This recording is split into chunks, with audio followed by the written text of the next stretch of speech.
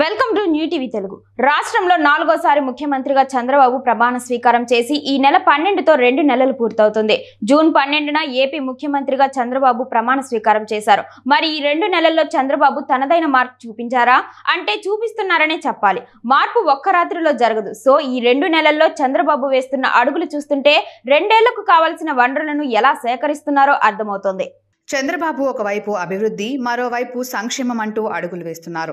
రాజధాని అమరావతికి ఇప్పటికే జంగిల్ క్లియరెన్స్ కు ఆదేశాలు జారీ చేశారు. ప్రస్తుతం ఇది కొనసాగుతోంది. అదే సమయంలో 15,000 కోట్ల రూపాయల రుణం ఇచ్చేందుకు కేంద్రం ముందుకు వచ్చిన సంగతి తెలిసింది. ఇది కాకుండా మరో 15,000 కోట్ల రూపాయలు అప్పు కోసం ప్రభుత్వం ప్రపంచ బ్యాంకును కోరింది.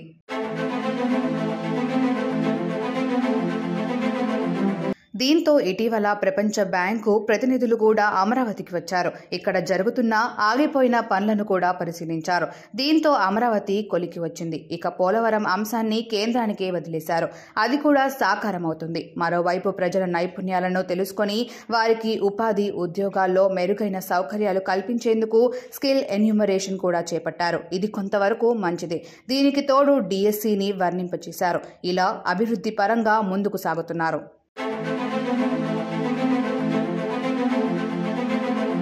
మరోవైపు సంక్షేమం తీసుకుంటే రాష్ట్ర ఆర్థిక పరిస్థితిని దృష్టిలో ఉంచుకొని ఒక్కొక్కటిగా అమలు చేస్తున్నారు. ఇందులో భాగంగా పెంచిన పెన్షన్లను నెలకు 1 చొప్పున అందజేస్తున్నారు. మరో 2 రోజుల్లో క్యాంటీన్లను ప్రారంభించాలని నిర్ణయించారు.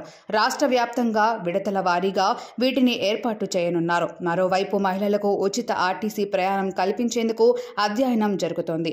ఇలా సంక్షేమాన్ని కూడా సెకండ్ హ్యాండ్గా ముందుకు తీసుకువెళ్తున్నారు.